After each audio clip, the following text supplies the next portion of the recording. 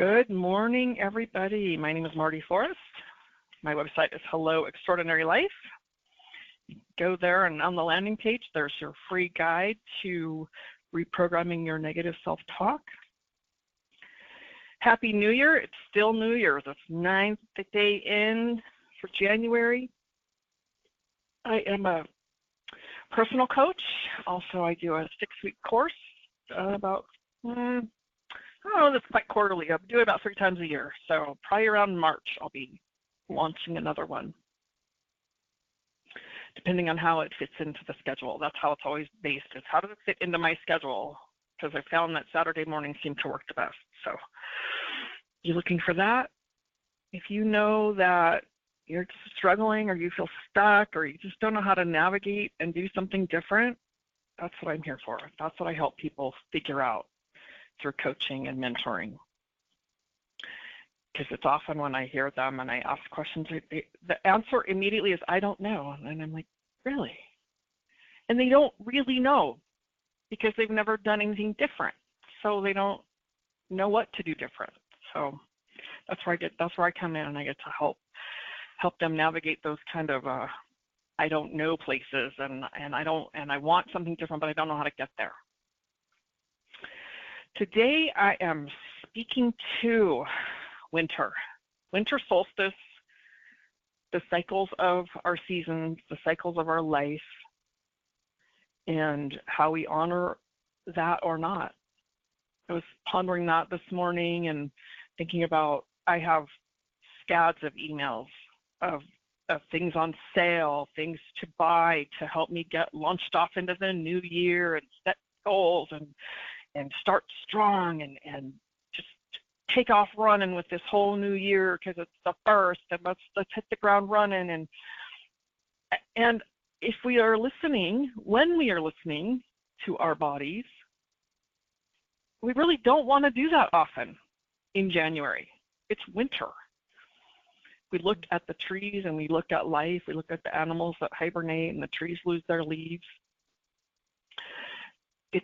They're internal. They're going inside to hibernate for the winter, some of those animals. The trees have their energies all in their roots and inside their trunks, and they lose their leaves, and then come spring, they come out again. And if we pay attention to that and listen to our own body, we cycle very similar to that, which is one of the reasons that I steer away from resolutions and goals at New Year's. Somebody was saying before we started the recording about, I do goals all year long. And I think that's important to recognize that we just live that instead of picking January 1st or the new year. And I was listening to someone speak to that, and January is really a time to go inside and look around and reflect on the previous year. Take the time to look back at your year. Take the time to sit with that. What were you successful at last year?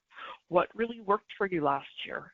And maybe write that down. There's recordings, there's all kinds of things that you can be guided through to tap back into that, because we have really great forgetters, and sometimes I'm moving on. And I did an actual meditation to go back to look at my year because I moved on. It's January, I'm living in the moment, and I'm not really thinking about what all happened last year. But when I really stop and take stock, there was a lot of successes. And out of those successes, take a look at what wisdom did I gain from that?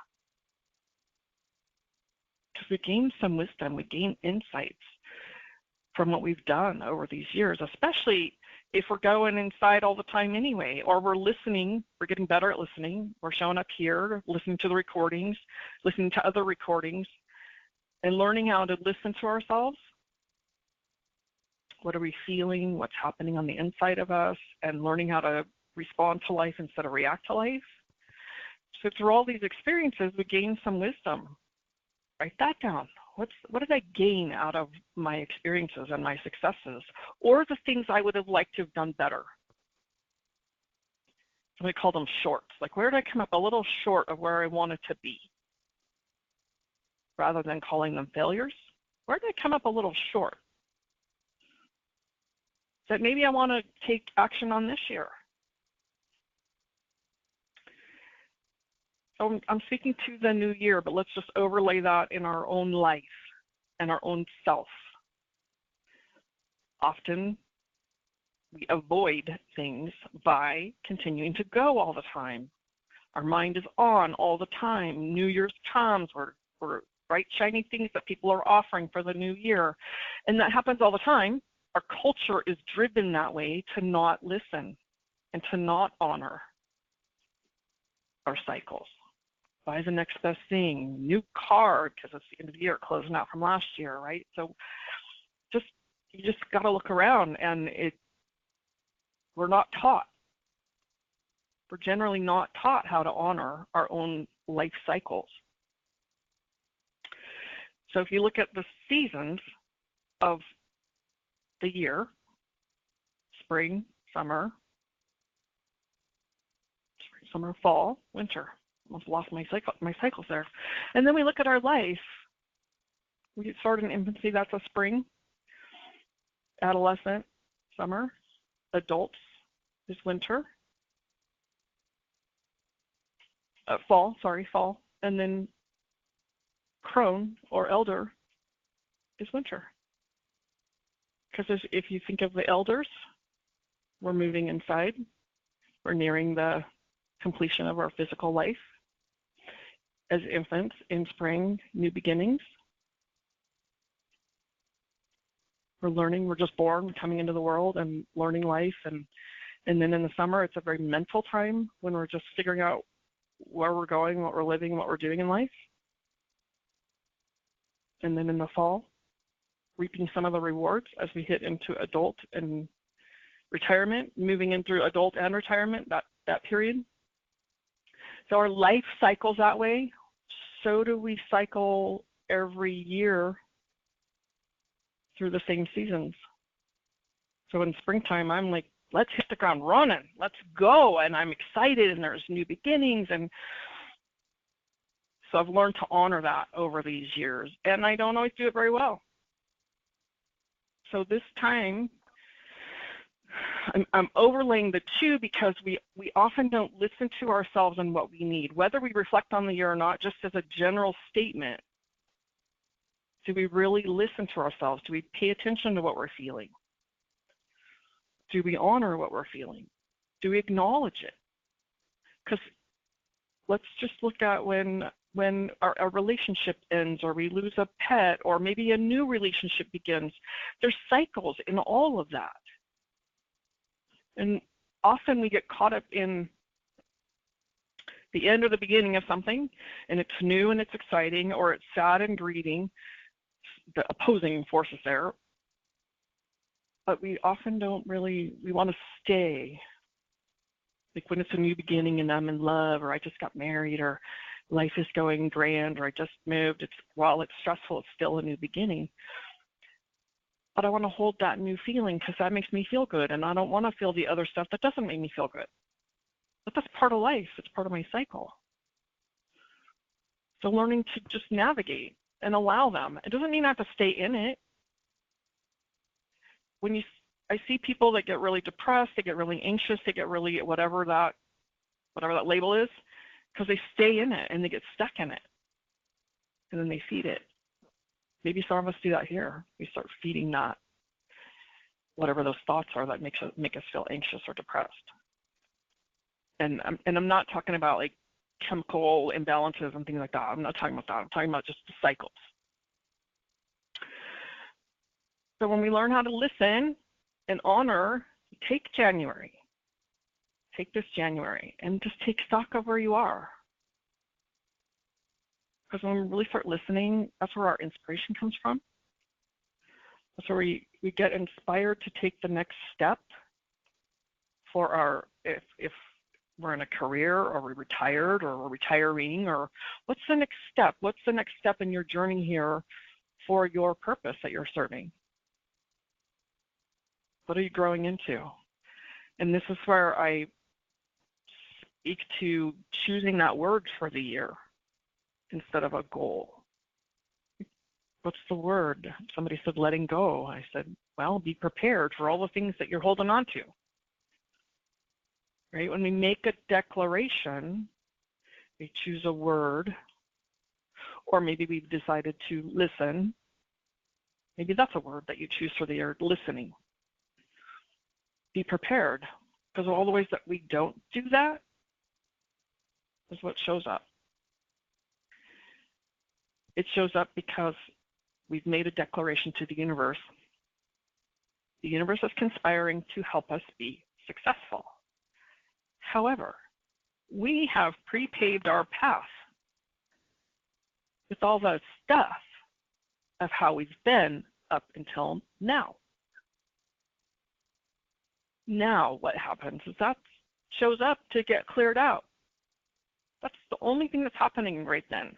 When it feels chaotic, like when you're the example of cleaning your closet, you hear that a lot, or cleaning your house out and you pull everything out and it's messy. It's just messier before it gets cleaner.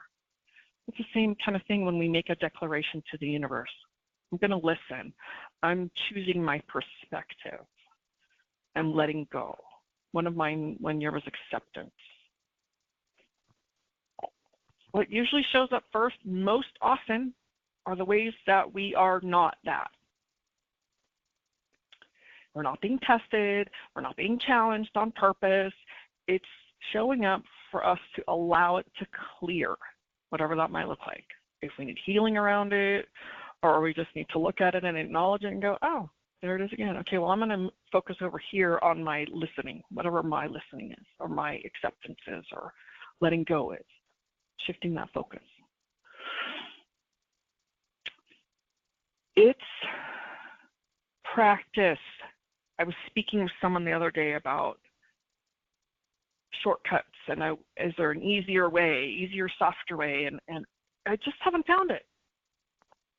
And that person concurred and said, no, there's no easier way. There's no switch that we can flip and we just change.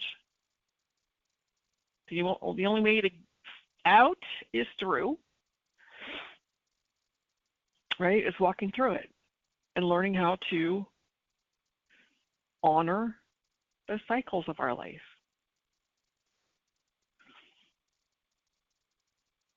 When my dad died a couple of years ago, 2016, I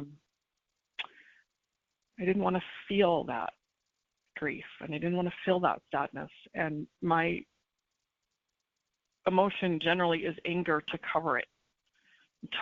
Like, I think it's a buffer. It's not really, but that's how I've used it my whole life. And when I stopped, how do I say that? When I allowed myself to feel it beyond the anger, then it could cycle through, and I didn't have to live in it. It took about 6 months for the fog to clear and to come out to some other side of it.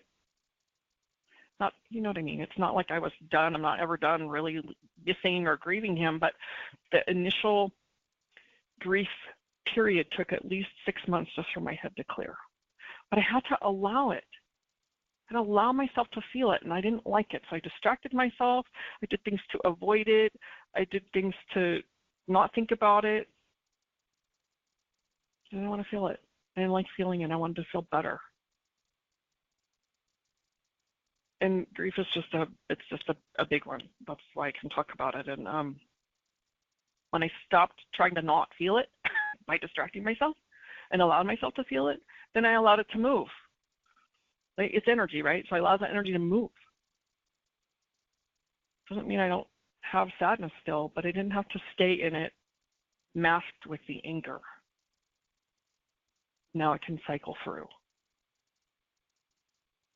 And some of those cycles were anniversaries. So in our own self, some of those cycles come as anniversaries, holidays, right? When we grieve somebody. So that's the cycle. Do I have to stay there forever? No. But I do want to honor it when I feel it.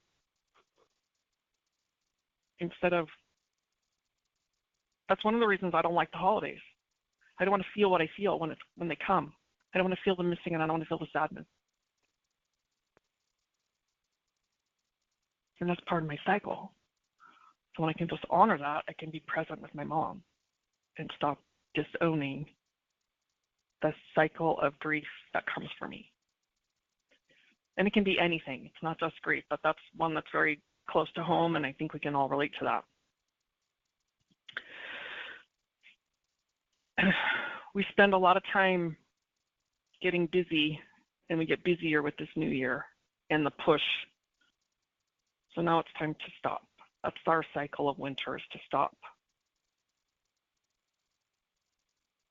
If we don't stop, at least slow down. I don't fully stop. I slow down.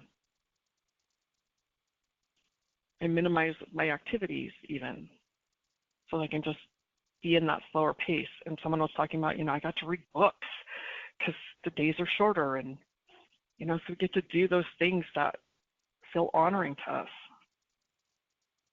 And then as the days get longer and February, March comes, we're gearing up, right? We're gearing up.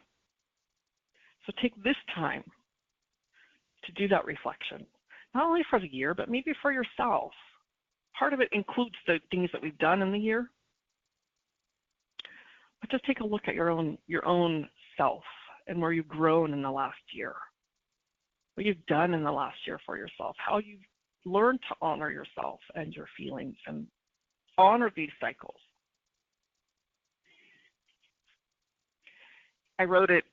If you read it, I'm not sure which email it was in, but whatever we do in life and our relationship to anything is our relationship to ourselves.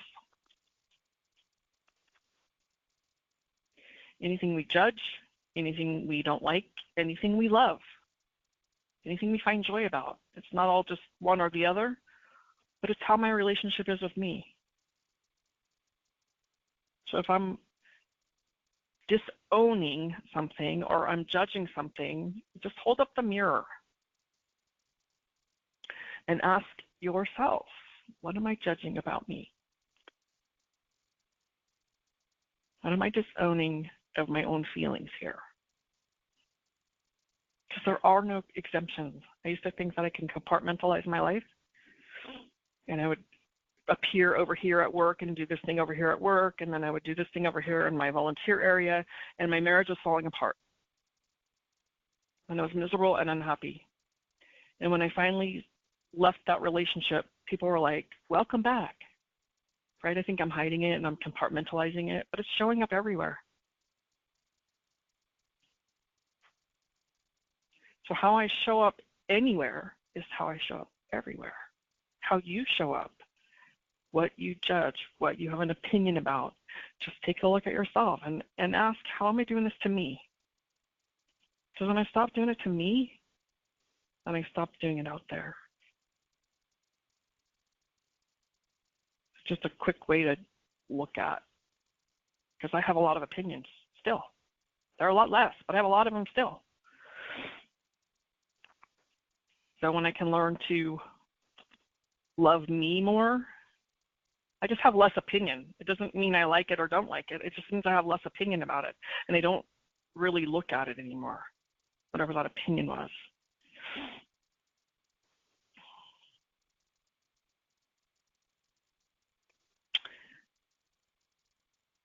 I had more I think I was going to add, but I'm going to stop right there because I think that's good.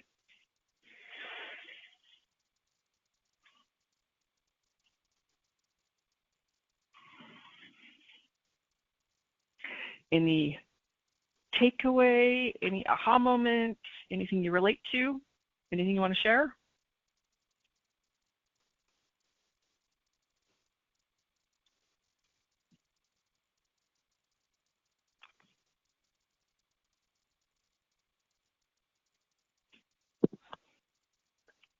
Thank you.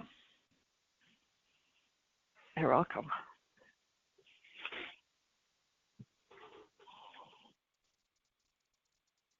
Silence. Are you all processing? I'm still pondering. Okay. I had to find the mute button. My cat was going crazy there for a second.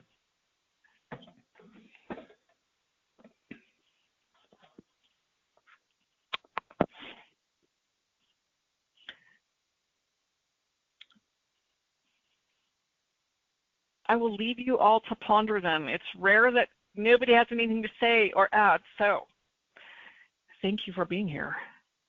Thank you. And maybe I will see you on the 21st. Yes. Maybe. It's a Monday evening, so if you're available, it'll be here in Lincoln. I know you live a little bit away, Kim, but it's on. I've posted it in my closed group, and I've also put it out on Meetup. So if you're in my closed group, 21st of this month. Yeah, it's a Monday night. Okay. Yes, it's the full moon, so